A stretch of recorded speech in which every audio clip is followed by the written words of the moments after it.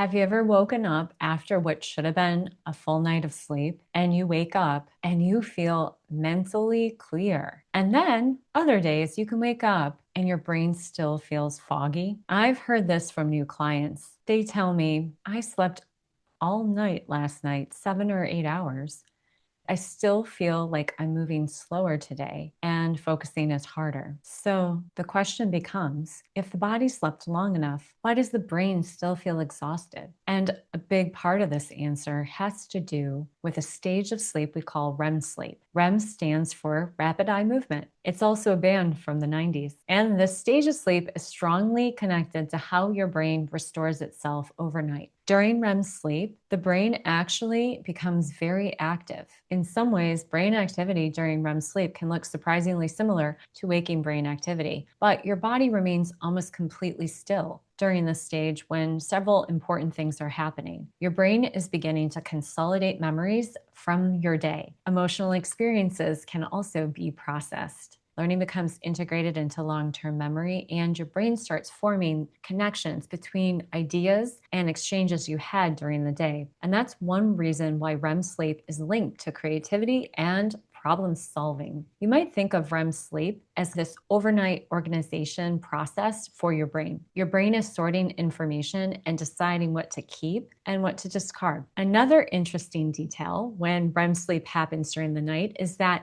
your sleep is moving through cycles every 90 to about 110 minutes. The early cycles that occur are that deep sleep cycle. Your later sleep cycles are typically the REM sleep, where your brain is restored. So if you shorten your sleep and you have to wake up early in the morning, the last REM cycle stage might be cut off. And that's why you might feel like you didn't fully get all of the slate wiped clean, so to speak. And that can affect things like mental clarity, emotional balance, your learning, and creativity. This is something I started noticing more clearly when I began tracking my own Aura Ring sleep. The Aura Ring is going to track your sleep stages with heart rate patterns, body temperature, movement during the night. And it's not identical to, say, a more advanced sleep study, but it can reveal some interesting patterns.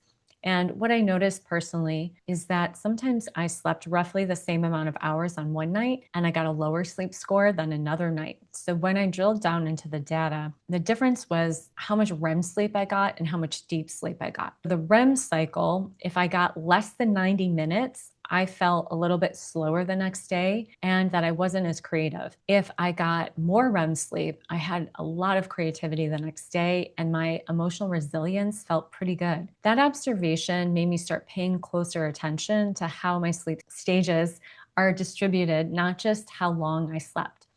REM sleep is very sensitive to the nervous system state. If the body stays in a subtle state of alertness, your brain might have difficulty entering all the REM stages. Things that can reduce your REM sleep include chronic stress, alcohol before bedtime, a regular sleep schedule, late night light exposure, and a nervous system that never fully downshifts.